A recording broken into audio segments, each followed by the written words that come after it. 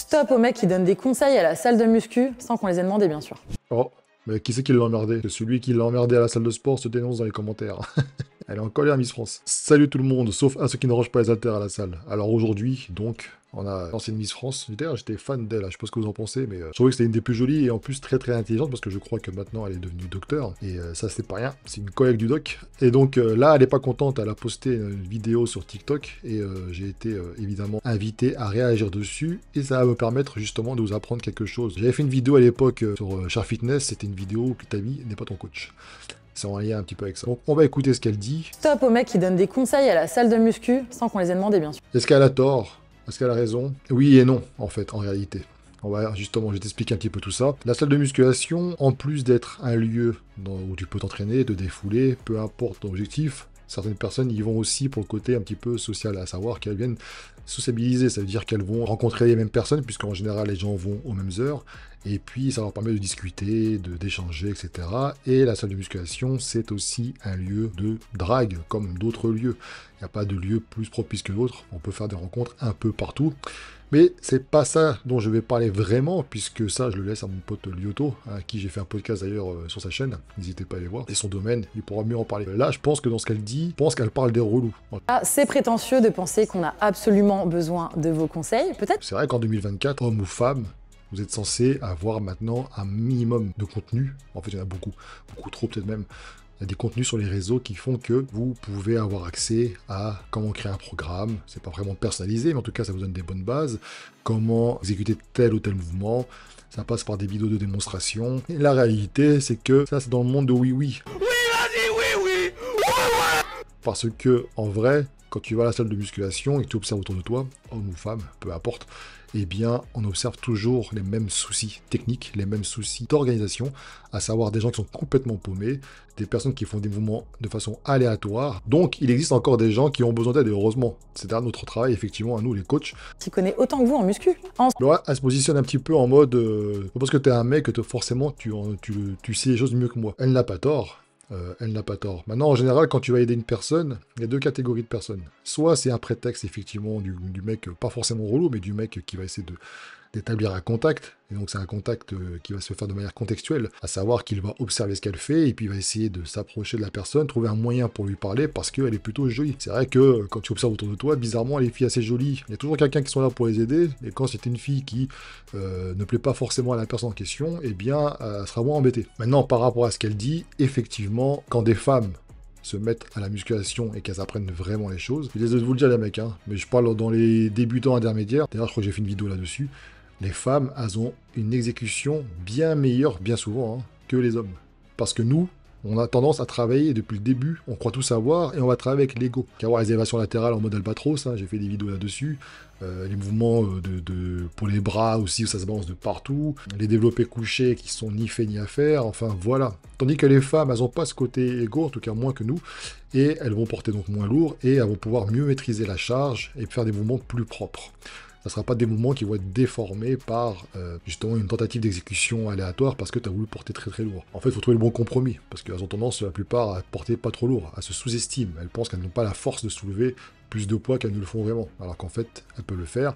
Et en plus de ça, elles ont des vieilles croyances, encore beaucoup de personnes que je côtoie, qui pensent que parce qu'elles soulèvent lourd, ça va devenir des hommes. Notre espace, parfois vous perturbez notre séance. En fait, elle parle des relous, hein, tout simplement. Effectivement, même moi qui suis coach, éducateur sportif, je vais éviter, quand j'ai quelque chose si je veux intervenir, peu importe, femme ou homme, je vais éviter de le faire pendant que la personne est dans l'effort. Parce qu'il n'y a rien de plus chiant que quelqu'un qui t'interrompt alors que tu es en train de faire un truc, quoi. Tu sais, c'est comme, si tu pousses des fois, tu commences à pousser, t'as le mec qui vient te voir et puis il fait excuse-moi, il t'en reste beaucoup. Attends, gros, laisse-moi finir ma série, tranquille, et après on peut discuter. Et c'est vrai que j'ai observé effectivement des gens qui n'avaient pas de gêne. C'est-à-dire qu'ils vont voir notamment les femmes, et ils vont leur parler comme s'ils en avaient rien à foutre au fait de leur entraînement, quoi. Comment savoir si vous donnez des bons conseils? On n'est pas... Petite contradiction, petit moment de fierté au début, hein, voilà, elle dit qu'est-ce que t'en sais, connais autant que vous en muscu. Machin, blabla, et ensuite elle te dit qu'est-ce qu'on en sait nous que tes conseils sont des bons. Maintenant on va vraiment se focus sur des personnes bienveillantes qui sont là justement pour t'aider. Donc il y a un gars qui arrive et la salle était un peu blindée. Et il y avait tous les bancs de développé couché étaient occupés. Je le voyais qu'il était là et tout, il se dirigeait vers le banc, il regarde, il a l'air perdu. Et moi, je me mets à sa place, parce que je l'ai vécu ça aussi. Et je lui dis, mais t'as l'air perdu. Il fait, ah ouais, j'ai dit, tu voulais faire du développé couché ici? Il fait, ouais. Et j'ai dit, bah regarde, à côté, là, si tu veux, t'as une machine convergente assise pour développer les pecs. Et je crois, moi, c'est bien meilleur que le développé couché à la barre. Et donc, je l'ai installé. Et puis, j'ai commencé à le conseiller. Et il a pu réaliser une séance de musculation, bien sentir ses pecs, et effectivement, il a dit, ah oui, c'est beaucoup mieux. Bah oui, parce qu'en face de lui, il y avait des mecs qui squattaient les bancs. Quand tu les vois faire le développé couché, tu vois que, c'est pas forcément adapté par rapport à ce qu'ils sont. Ça peut potentiellement leur créer des petits soucis, parce qu'ils font le mouvement mal, etc., machin, et puis ça se déséquilibre, ils vont pas à l'échec, et puis, enfin voilà, c'est très très difficile, finalement. Je pense qu'il faut avoir un petit peu de bouteille avant de se mettre sur les barres libres à ce niveau-là, parce qu'en plus, tu soulèves lourd de plus en plus. Il faut aller progressivement pour moi. Tu commences par les machines, les haltères pourquoi pas, comme ça tu as un petit peu d'instabilité, etc.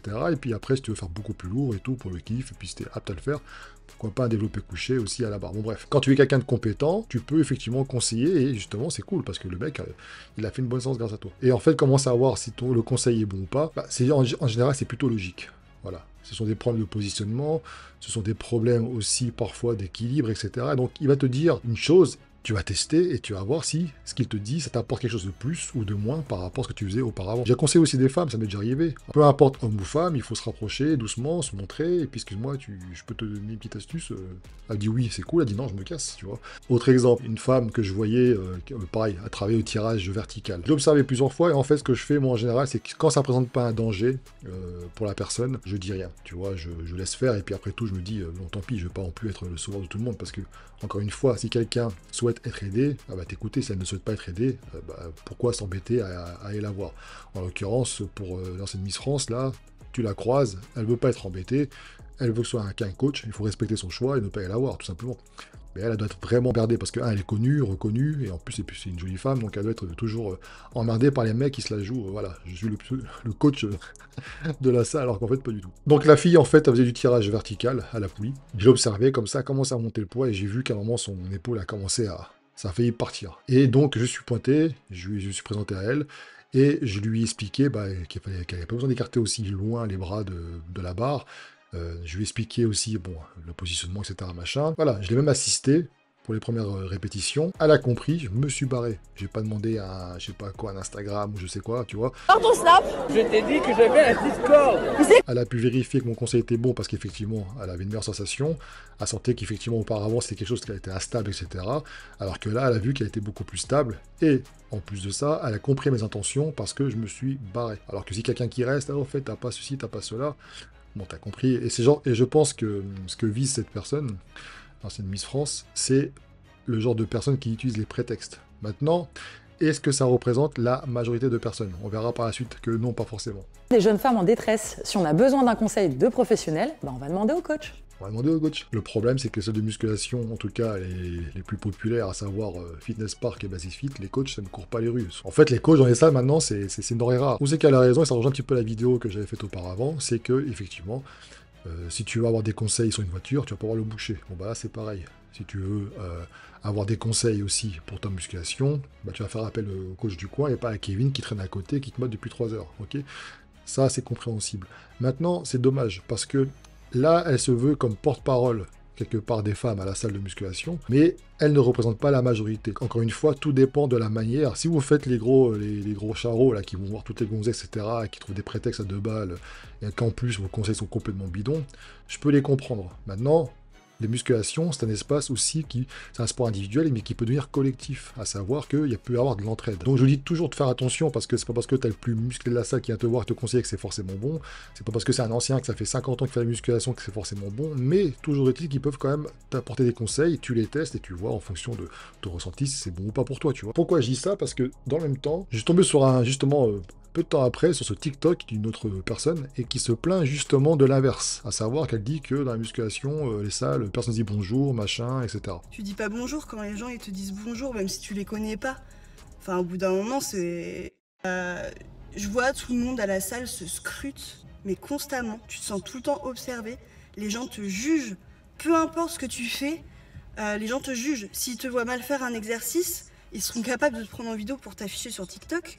Mais par contre, pour venir te donner des vrais conseils, parce qu'ils s'y connaissent mieux ou autre, on sait même pas, là, il n'y a plus personne. Donc là, c'est intéressant. Tu vois, elle est contrairement de l'avis opposé, finalement, je crois que c'est Marine Orphelin, qui disait justement « laissez-moi tranquille ». Il y a des nuances à apporter à chaque fois, même en musculation, peu importe, hein, les programmes, les mouvements, les machins et ceci, il y a toujours des nuances à apporter. En l'occurrence, ici, on a affaire à quelqu'un qui se plaint qu'effectivement, dans les salles de musculation, c'est devenu très très individualiste. Les gens ont parfois un côté un petit peu malsain, parce qu'ils vous matent pendant des heures, ils vous filment à votre insu pour vous afficher sur les réseaux, etc. Bon. Mais elle dénonce aussi le fait qu'au lieu de se moquer de moi, ils pourraient venir me voir pour m'aider, s'ils sont compétents en tout cas. Voilà, donc il y a des gens aussi qui acceptent l'aide. Donc, tout ça pour vous dire quoi? Là, je m'adresse en général aux mecs. Si jamais vous tentez effectivement une approche dans un but de séduction, évitez de le faire pendant les séries de la personne. Même pendant son temps de repos, c'est un moment qui lui appartient, etc. Machin. Donc ça, c'est un petit conseil que je vous donne. Maintenant, je ne suis pas un coach de drague, hein, évidemment, mais ça s'appelle la politesse. Patienter, je sais pas, et puis voilà quoi.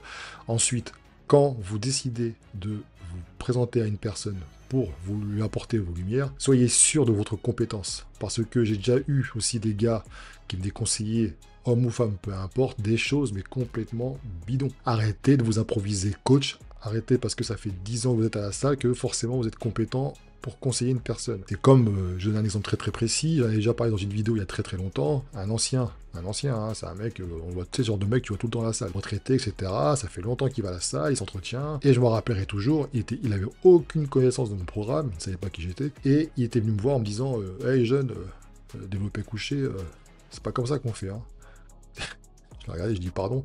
Ah ouais, non, il faut descendre la barre là beaucoup plus bas, il faut toucher les pecs, et puis ceci, et puis cela. Il ne savait pas ce que je travaillais. Une zone qui était intéressante pour moi, c'était les triceps. Donc le mouvement n'est pas tout à fait pareil. Hein, c'est pas du tout fait le même. Mais bon, le mec qui croyait tout savoir, etc., il est venu me voir en prenant comme argument d'autorité que ça fait longtemps qu'il est là-dedans. Bah écoute, si ça fait 40 ans que tu fais de la merde, je suis désolé de te le dire, mais ça fait 40 ans que tu fais de la merde. Donc là, c'est pareil. Il faut savoir rester à sa place, c'est ça que je vais vous dire. Même quand vous venez avec votre pote à la salle qui est débutant, etc., vous pouvez lui montrer des choses, mais ayez conscience de vos limites. Parce que vous pouvez provoquer des blessures. Quand tu es diplômé, etc., ou quand tu te dis, même sur les réseaux, peu importe, t'es coach, machin, etc., t'es censé quand même avoir un minimum de savoir, et tu sais aussi appliquer les choses en fonction de la personne que tu as en face de toi. Tu vas t'adapter en fait au profil que tu as en face de toi par rapport à sa morphologie, ses blessures, ses contraintes, etc., sa motivation, bref. Et donc tu vas pouvoir la conseiller au mieux. Déjà que sur TikTok, par exemple, des pseudo-coachs, on a un paquet qui racontent de la merde. Je vais mettre un petit bonus à la fin d'une vidéo réaction que j'ai faite. Déjà, on a du mal avec ça. Alors si en plus dans les salles de musculation, il y a tout le temps des gens qui viennent apporter leur science, faites-le si vous vous sentez légitime. Mais ne le faites pas à n'importe quel moment. Et concernant la jante féminine, si vos intentions sont vraiment de lui apporter quelque chose, faites-le éventuellement, tu vois, ça coûte rien. S'il y a un refus ou quoi, tu traces ta route, etc.